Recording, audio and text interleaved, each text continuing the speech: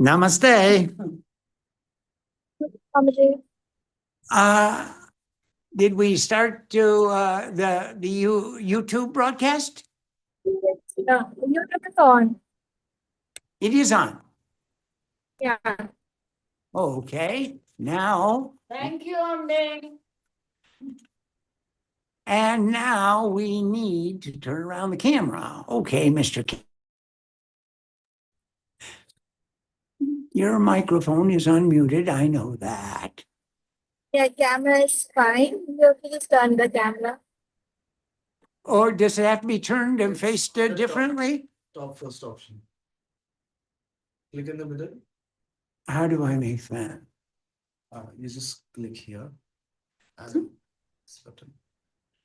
Well, that's what we wanted to turn around. How do I make it so it's bigger?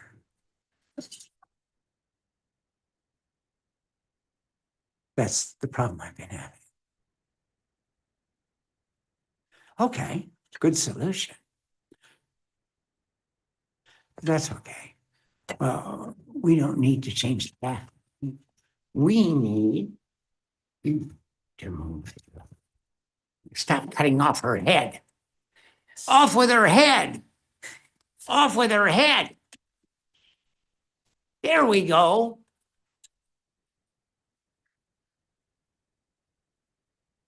Can you see us? Oops. Here. No, you block. And then remove this like this. Okay, You can see Hima. thank you. Good. That's fine. Can you see us and hear us? Yes. Thank you. Well, now I'm going to sit on the other side and hope you can see and hear us there.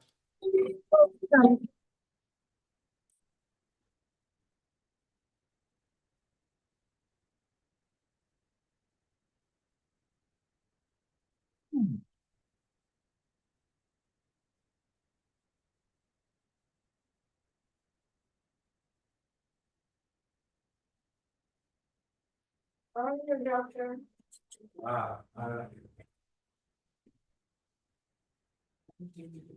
I was expecting.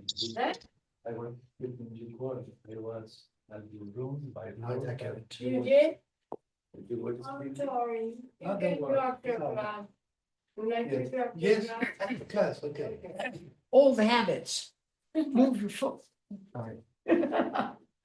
Before, 3:30 I was doing job off. Yeah. I was so sleeping. You could knock door.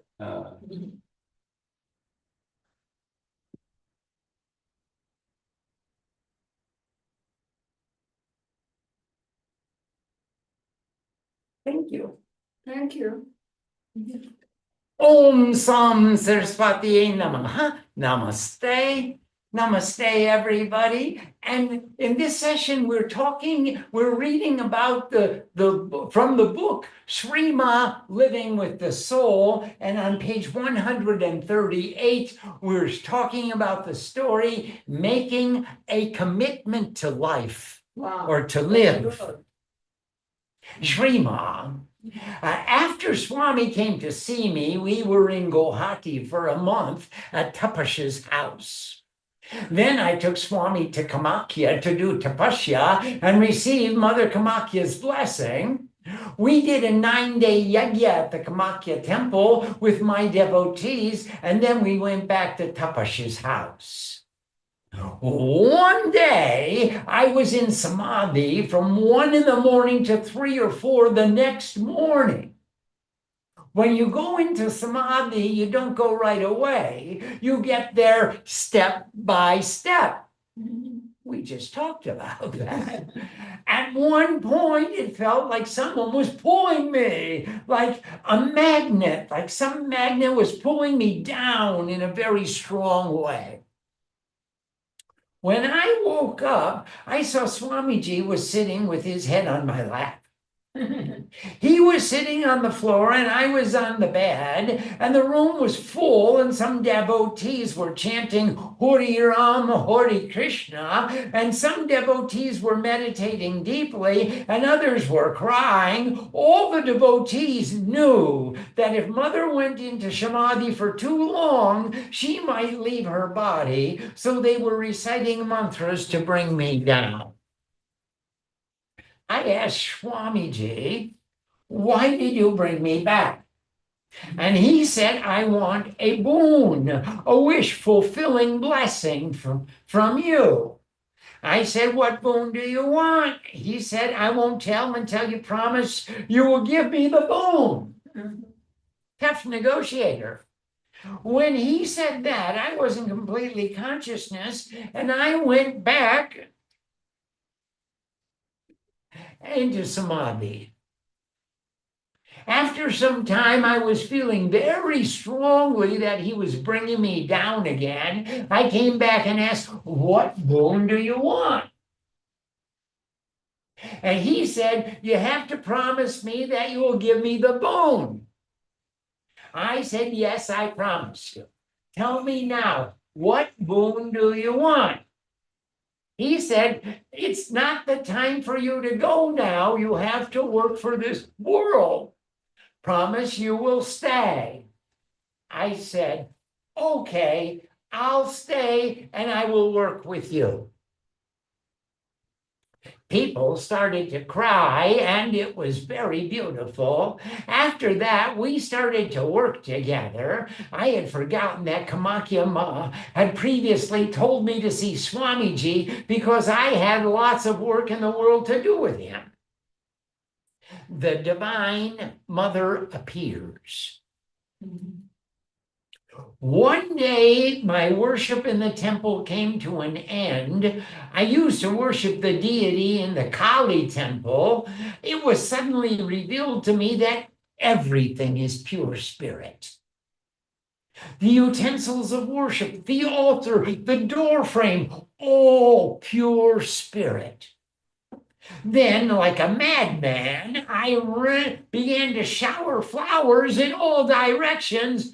Whatever I saw, I worshipped Sri Ramakrishna. There are three modes of perception that are reflected by consciousness. The gross body, using the senses, the eyes, ears, nose, skin, and tongue. The subtle body, all conceptions, everything you think, everything you dream. And the causal body, intuition, direct intuitive experience. The clarity and depth of perceptions is therefore subject to the clarity of the reflector, or development of our consciousness, which may be defined as consciousness's ability to operate at up to 7 levels simultaneously. Sri Ma's consciousness is operating at all 7 levels. Her mind totally still. She is able to perceive what others were seeing physically or intellectually or intuitively. She is able to perceive divinity and manifestation of divinity, both in the physical forms as well as metaphysical forms. In this chapter, Sri Ma shares her experiences with the metaphysical manifestation of divinity. Remember, there's the Burluk, Bhuva, Swa, Maha, Janaha, Tapaha, Satyam, all 7 lokas. And Sri Ma is seeing on all 7 lokas at the same time. So she groks, she intuitively understands, intellectually understands, and she feels every vibration that comes to her.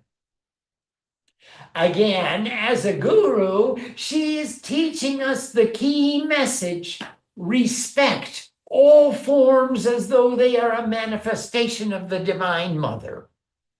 She picks up the story from when Swamiji and some devotees were doing sadhana in the Himalayas, and Swamiji got sick.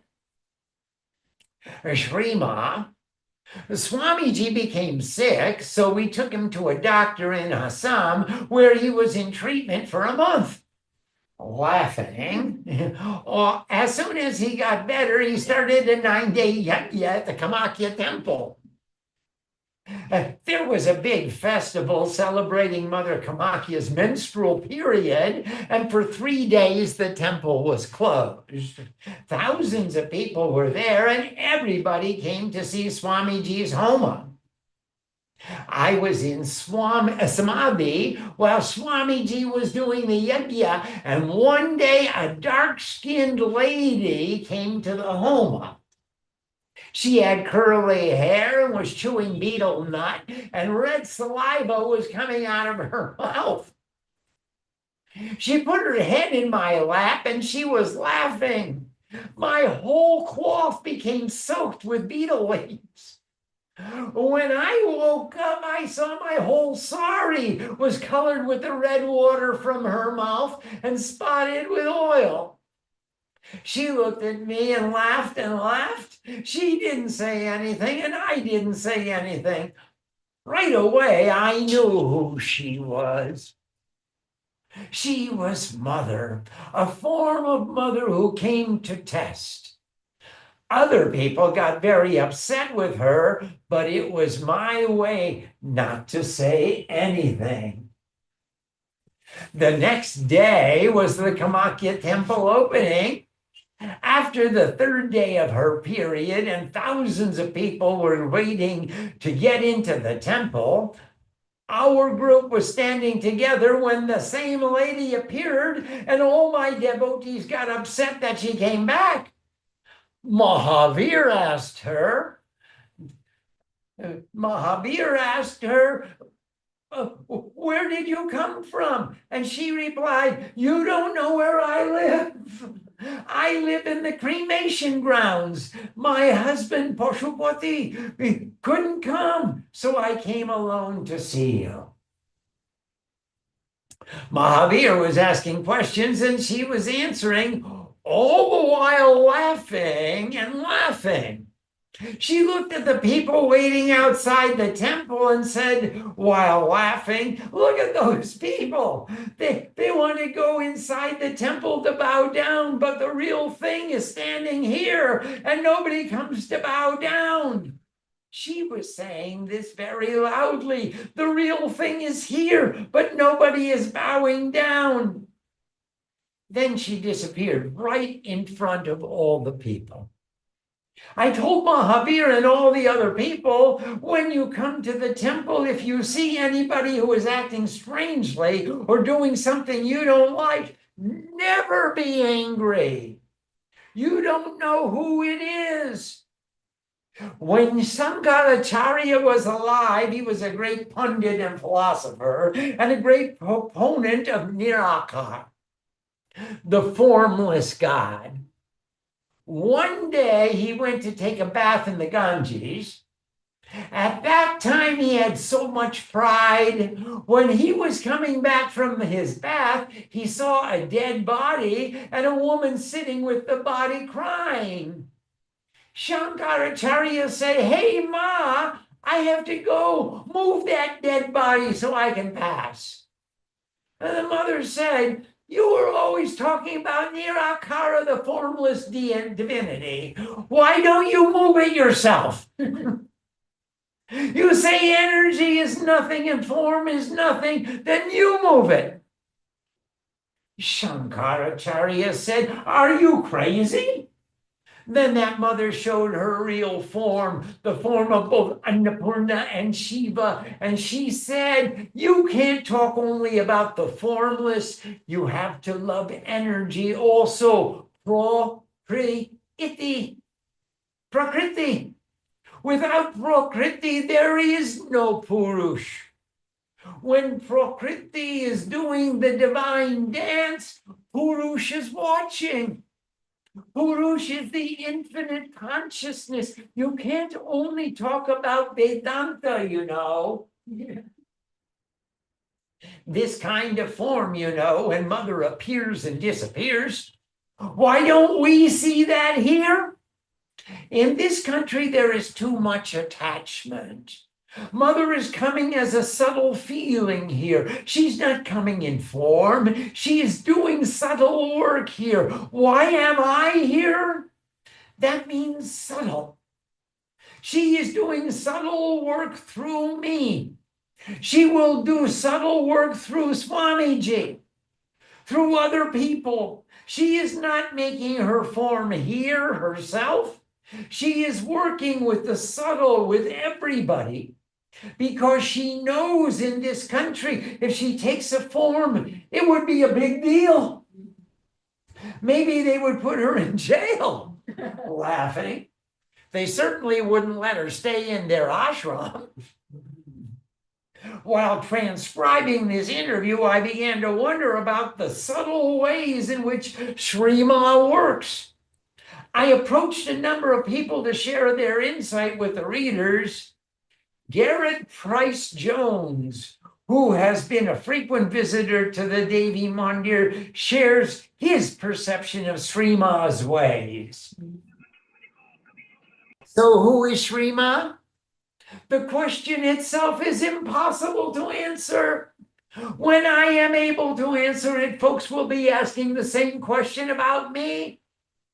I suppose the answer to this question ultimately is the same as what I'd come to if I ever got to the bottom of the question, who am I? So, as the pond frog would endeavor to speak of the Amazon, I too shall share my puddle's view into Shrima and her subtle ways. In doing so, I am reminded of a parable shared by Sri Ramakrishna about a seeker who was instructed, whenever he thought he knew God, to think niti, niti, not this, not this. Each glimmer of truth revealed through Shrima has simply been a perfect morsel of food, specially prepared for me and especially for that particular moment in time. Her truth is not graspable or meant to be an immutable answer. It is the stuff of impermanence that simply carries one closer to her, to oneself, to bliss, to becoming truth. So how subtle are Srima's ways? She is the sacred journey through the winding hills of Napa. Her presence stretches in time and place as well as beyond when I actually see her at the Devi Mandir. And sitting within the temple is like sitting within Srima. I can also sit with her as easily halfway around the world. She offers a universe of generosity and kindness and welcoming home. Each visit, her joy and excitement for me can bring my own tears in a flash. She receives me in the greatest possibility of who I am, far beyond what I trust or believe in myself, and her doing so stretches and affirms my hunger to become just who Shrima knows me to be. In her presence, I am. In fact, that person. Srima's way is sacred and blessed in the most simple things in life. The food she prepares, her songs, her prasad, nuts, spices, t-shirts, gifts, especially her smile and laugh and hug.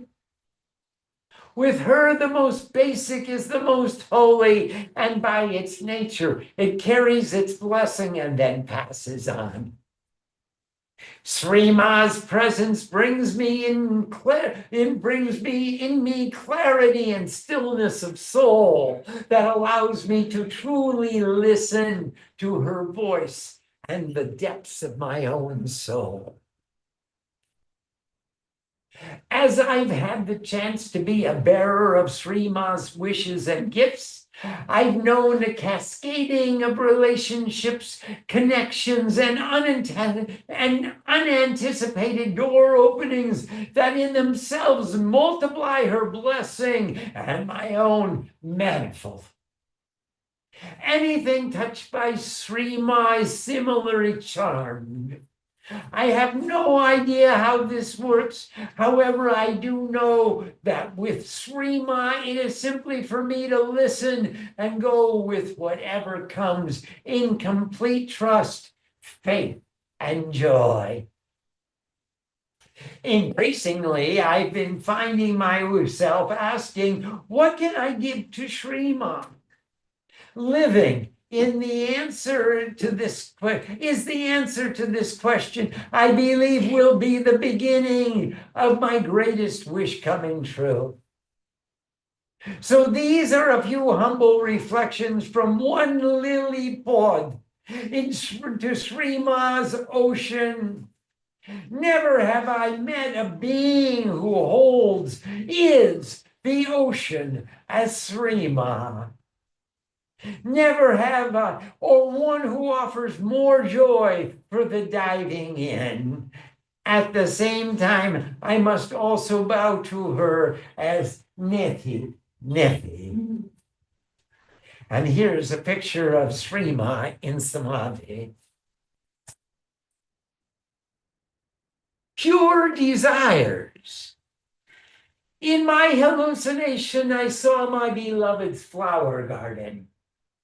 In my vertigo, in my dizziness, in my drunken haze, whirling and dancing like a spinning wheel, I saw myself as the source of existence.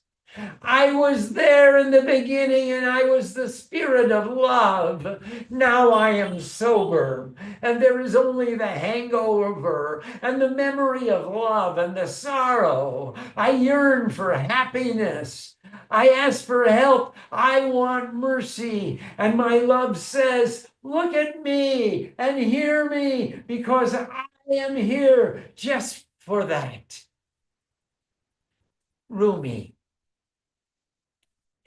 Even the greatest Sufi poet Rumi yearned for happiness. The existence of every individual soul is bound by desires. We learned that in the Kashyap Sutras. Were there no desires, there would be no individuality. However, the pure desires will take us to the state of desirelessness. The impure desires will bind us more securely and take us deeper into the field of isolation and loneliness. Both desires will create bondage.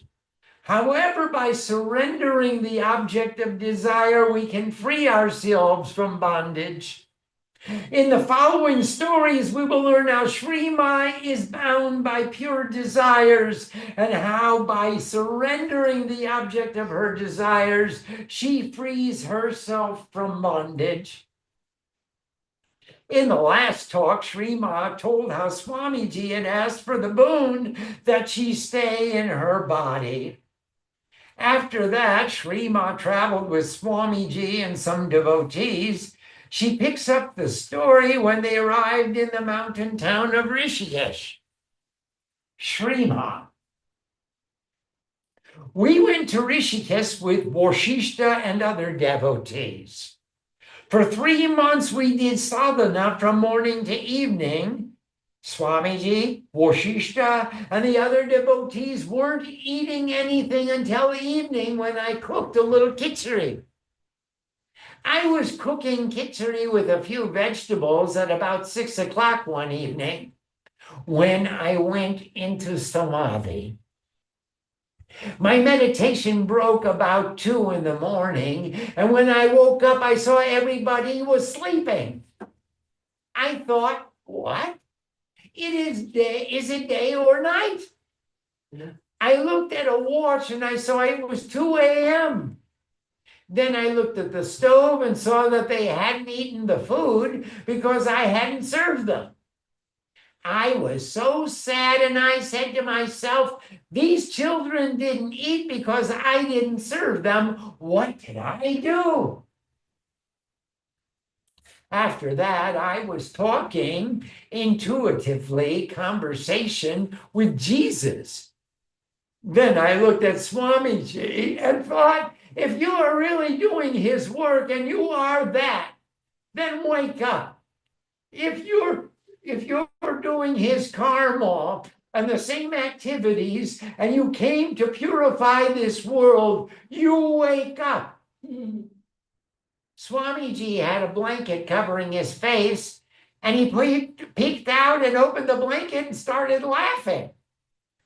I started to cry loudly. It made me cry because I got my answer right away. Then everyone else woke up and asked, what happened?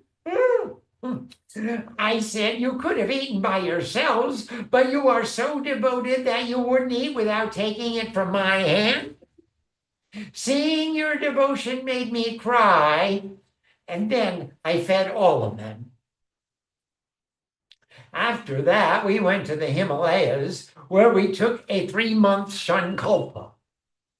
After some time, we ended up at Upper Jageshwar, where lots of miracles happened. In one spot, we celebrated Navaratri, and we wanted to share prasad with the people nearby when the festival was over. And here's a picture of Swami in an ice lake, surrounded by snow, singing the Chande. There were very few people in the village, so I made only 40 ladus, a sweet shaped round like a ball. When Navaratri was complete, hundreds of children came as if it were from nowhere, and I gave them to each a ladu. They came back every day, and everyone still got a ladu. And we fed all those children for 3 days with those 40 ladus. And there were still some left over. And here is a picture of the ancient temples of Jageshwar in the Himalayas. In that area, they called me the Ladu Sadhu. In some places, they still do. Dancing monkeys. One day I was near the Ganges and I was in Samadhi. When I woke up, I suddenly had a strong desire to see monkeys. Bajrang Boli Ki Jai. I don't know why I wanted to see them. I went into a nearby temple and asked the priest, have you seen any monkeys here? And the priest said, Mother, it is very rare to see monkeys here. There were lots of monkeys here a long time ago, but now you're lucky to see 1 or 2. The next day, I came to the same spot and went into Samadhi. When I woke up, there were hundreds of monkeys covering the trees nearby and the whole mountain. They were dancing and eating leaves and making lots of noise. They had an ash color. Langur.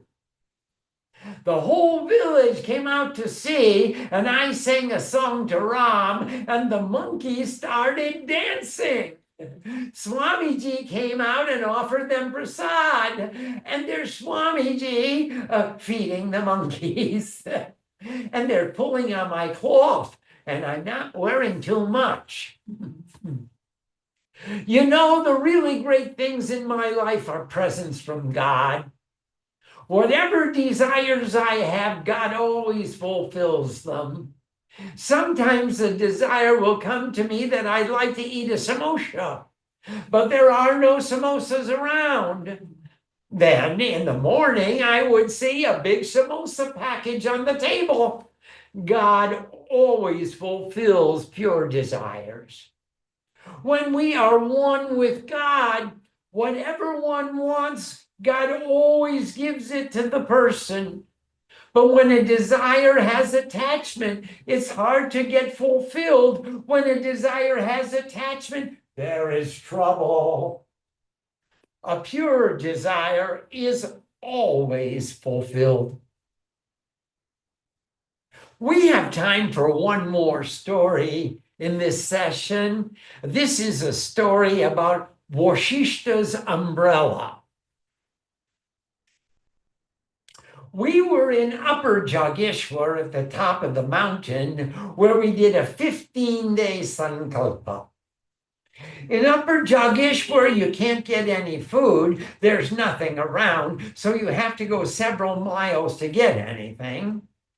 If you leave at 6 in the morning, you will reach the nearest place in the midday and return in the late afternoon. One day, I took one of my devotees, Ratan, with me to the town. We left at 6 in the morning. He wanted to take Vashishta's umbrella because sometimes it rained. I told him, don't take that umbrella. If we get wet, we get wet. Vashishta didn't like to lend his umbrella because it once belonged to Swami Brahmananda, one of Ramakrishna's direct disciples. After that, it was given to Swami Adbhutananda. A disciple gave it to Vashishta because he was such a great man and he always kept that umbrella with him. But Ratan didn't listen to me and he secretly took it with us. At midday, I don't care where I am. I have to take a shower and sit down to pray. In India, I didn't care where I was. I took a shower anywhere. While I was praying, Ratan took the umbrella and went to another part of the bazaar. When he came back, I said, laughing, "Where is the umbrella?" He said, "Oh, Ram, Ram, Ram." He ran back to all the stores he had visited looking for the umbrella, but he couldn't find it.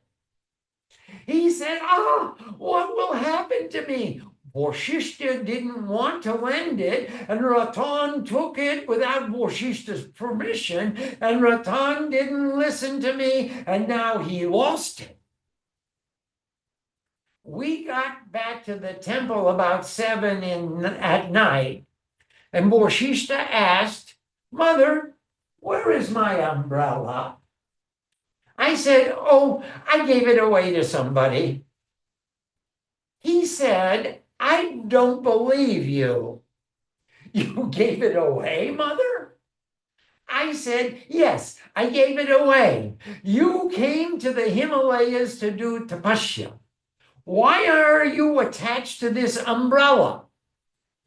You have to think about God. Why are you thinking about your umbrella? You don't think I gave it away?" He said, "No, I don't think you gave it away." I didn't say any more. The second day, he said, "Mother, did you really give away my umbrella?" I said, "Yes. Don't you believe me?" "Yes, I gave it away." He was quiet. The third day, he said to me, "Mother, I don't believe you when you said you gave my umbrella away. What did you do?" Oh, laughing. I was so upset, I said, "Again, you were talking about that umbrella? I don't want to listen anymore. Never talk about that umbrella again." Right away, I went to the temple where there was a big Shiva lingam. And below is a picture of the Shiva lingam where Srimad did puja. I pointed at Shiva and I told him, "Again, he is talking about that umbrella. This is your fault. Find out about that umbrella." Within 2 days, our sankalpa was finished and we were ready to go. Then a big storm came and the rain was unbelievable. When the bus came, we got on and I sat down near a closed window. Then we came to the town and a little boy ran up to the bus yelling, Mataji, Mataji. He started banging on the window as the bus drove through the bazaar and he was yelling, Mataji, Matabiji, your umbrella, your umbrella. The Swamiji yelled, driver, please stop the bus. Roko.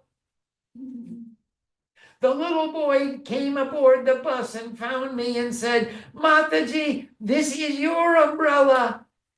I threw that umbrella to Borshishta, saying, take your umbrella, laughing. And Borshishta cried and cried. Nobody could stop his crying. Isn't that beautiful? Look, I told Shiva, and Shiva came as a little boy and gave me that umbrella to keep Borshishta's faith. Unbelievable. Now, I think that's unbelievable, but at the same time, I never thought that. But at that time, I never thought that.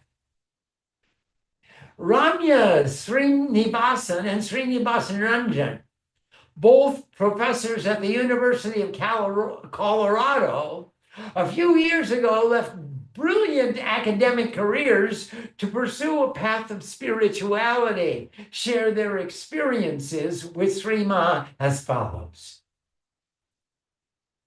We received an email notice in our university saying a Bengali saint is to visit our campus in a Hinduism class. A small group of us were excited that a saint would come to campus, and we went to see her. The talk was held in a large-size auditorium. Swamiji gave an amazingly inspired talk while Srima was sitting beside him in silent meditation. At the end of the talk, several students and people in the audience asked questions. Swamiji answered each and every question with his characteristic enthusiasm and divine wisdom. We all sat spellbound, just watching and listening to him. An Indian man sitting in the middle of the room asked, whatever we may do, I have heard that without Guru's grace, nothing is possible. So saying, the man started sobbing. Suddenly, Srima arose and ever so gently and gracefully walked up to the man and hugged him and said, stay like this, you will get. Her grace, her words, her beauty was so powerful and yet so simple and humble that it is impossible to describe that moment in mere words. The first thing that we noticed when in Srima's presence was her aura of stillness and peace. She is continually in a state of stillness and moves in a state of stillness. And when we are in her presence, the power of that pure stillness fills us, and our thoughts are transformed from the mental space of worldliness and activity. We find ourselves in the space of pure peace. Once we taste this peace, we begin to wonder about its source. We long for it. Our minds hanker for it, and the journey with Srima begins. If anybody spends even a few seconds in Srima's presence, they can feel her peace, pure love for all existence, and simple joy. Ma's every movement is filled with divinity. Her lips speak about God in every action she offers to God. Her thoughts are pure and free from any taint of selfishness. She is the highest and most beautiful ideal of perfection in a human life. The highest and most beautiful ideal. Srima encourages us and teaches all of us to strive to such a pure ideal and mold our lives for God. Ma takes every opportunity to teach us also to strive for purity and truth and make our lives an offering to God. Srima speaks very little, but when she does, her words combine beauty, simplicity, and profound wisdom that transforms. Once, when I was in her presence, Srima offered me, Ranjan, a glass of juice. I accepted the glass and drank the juice. I then washed the glass and set it on the dish stand without drying the glass or putting it away. Immediately, Ma said, "Complete your karma. Dry the glass and put it away," she added. "If you do not complete your karma in this life, you will have to be born again, and you will not want to come back again to suffer in this world." This simple teaching had an immediate and powerful effect on me. I reflect on it from time to time. I never fail to dry and put away the dishes that I eat or drink from. She said to me once, "When you do seva for your husband, think of your Ishtadeva, Devta, beloved deity. Think you are doing seva to Shiv or Narayan or any form of God you love." She said that this should be my attitude while cooking in the kitchen and doing Shiva to any of my brothers and sisters. Always think you are serving God. A few weeks after getting this advice from Shrima, I had to teach an executive management class to a group of 40 managers. I was very nervous as the class was composed of all middle-aged men. My husband gently advised me, "Why do you worry? Remember Srima's advice. Just think they are all forms of Gopal." What a glorious chance you have to play with 40 Gopals. Somewhat reassured, I went into the classroom. I gave an overview of the syllabus and announced that I would like the class to be interactive with participation from all the students. We should all know each other's names. Suddenly, one man in the middle of the class raised his hand and said, "My name is Gopal." I had to laugh at Gopal's tricks and Shrima's sweet advice. We were a small group sitting in the temple after Arati. Shrima turned to me and said, "If you think your mother, think of your mother as your mother, you will create karma. If you think of her as divine mother, you will be free." As I was pondering this, Srima went on to explain that we can see all people as a form of God based on their actions. For example, you see somebody creating something new, you can think of Lord Brahma. You see somebody taking care of everything, you can think of Lord Vishnu in them. Sometimes you see someone giving knowledge, they are a form of Lord Shiva. Shrima said that when she walked into the temple in the morning, she looked at the carpet and saw the beautiful design and thought, "Goddess Saraswati." She said that when she went out, she did not look at people, but saw them as forms of gods and goddesses. This lesson had such a profound effect on all of us. It was so simple and powerful and beautiful. For weeks after that, we were referring to each other as forms of deities and feeling love and respect in our interactions. One time we were cleaning a room to prepare it for guests. All of us were cleaning the countertops vigorously to make sure they were spotless. Everything was put away, and clean, clean, clean was the mantra on our lips. And here's a photograph of Shrima bowing at the feet of a young girl as a living goddess, the Kumari Puja. When we were done, Shrima came and smiled. Okay, now make beauty.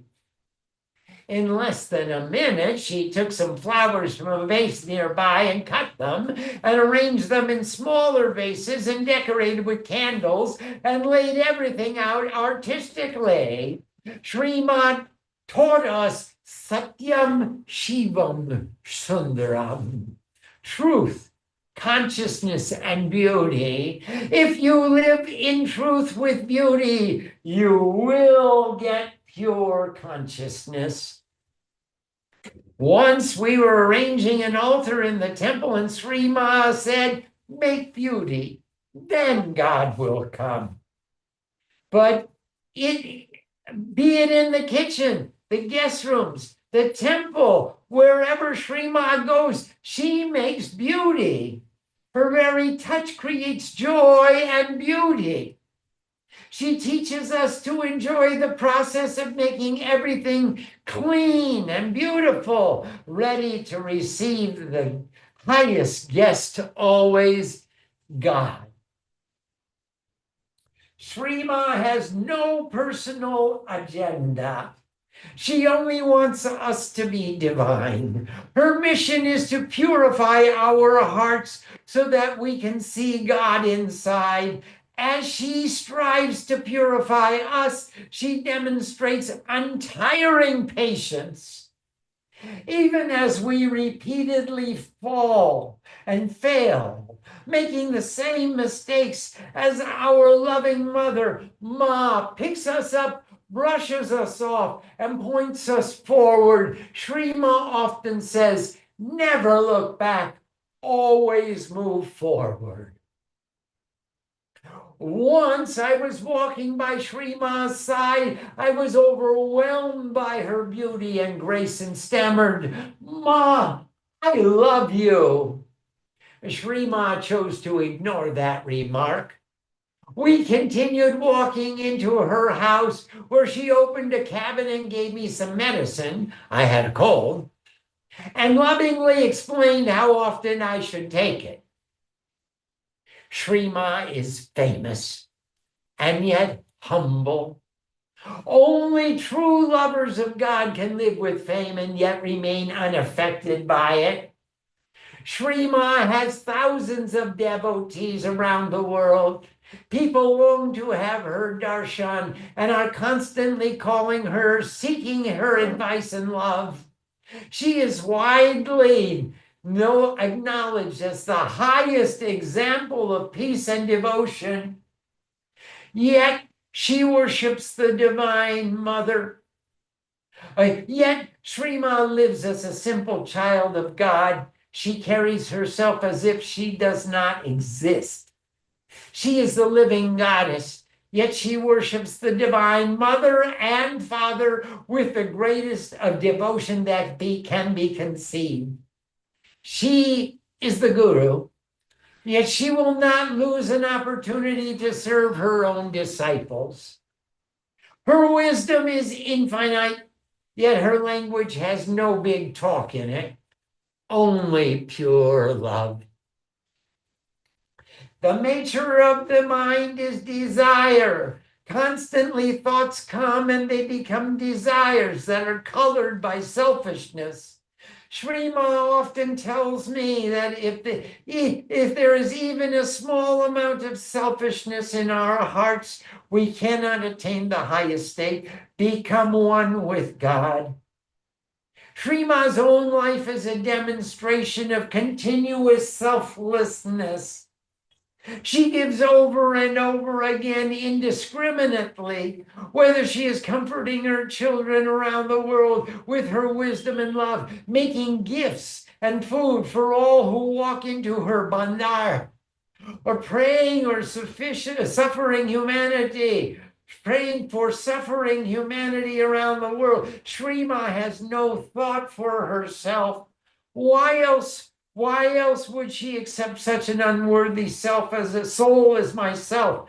in her holy abode. Why would she feed me and love me and constantly guide me to God?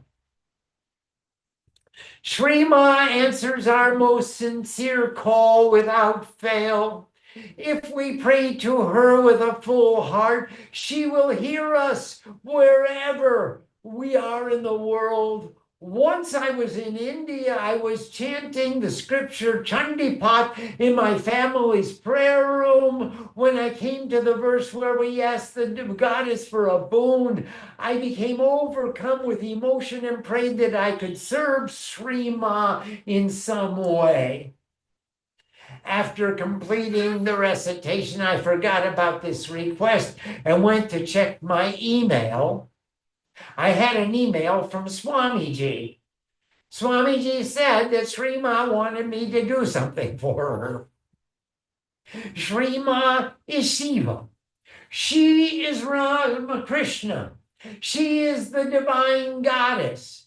Why tarry? Hold on to her, and she will take you across this ocean of samsara. She is Satyam Shivam Sundaram, truth, the consciousness of infinite goodness and beauty.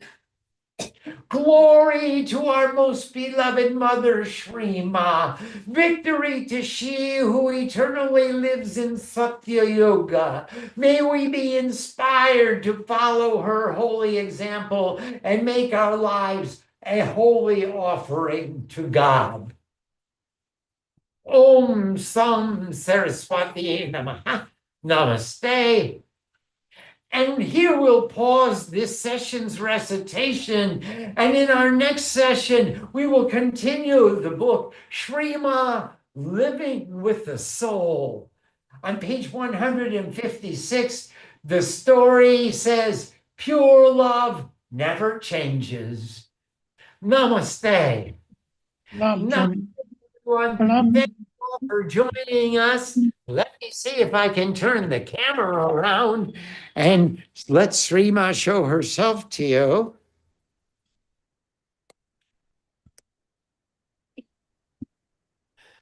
Hello. Namaste. Namaste, everybody. Namaste, Swamiji. Namaste, that's Ambe. Namaste, Swamiji. Namaste, Ma. Ah, there's Sri Ma. Namaste, Sri Ma. There's Ambe, and there's there's Gopi and Horish and Kaushik. Namaste, Kaushik. And there's Dipananda and Matthew. Thank you, everybody, for listening. Pranam, Swamiji. Pranam, Ma. Thank you. I can't tell you how joyous we are to share with you all. Jai No. Ma, Jai Ma. Namaste, Jai Swamiji. Ma. Jai Ma. Jai Ma, bless you. Namaste, everybody. Thank you for joining us, and we'll see you Jai in Ma. our next session. We'll let you know. I'm sure I will post on WhatsApp or Telegram or someplace.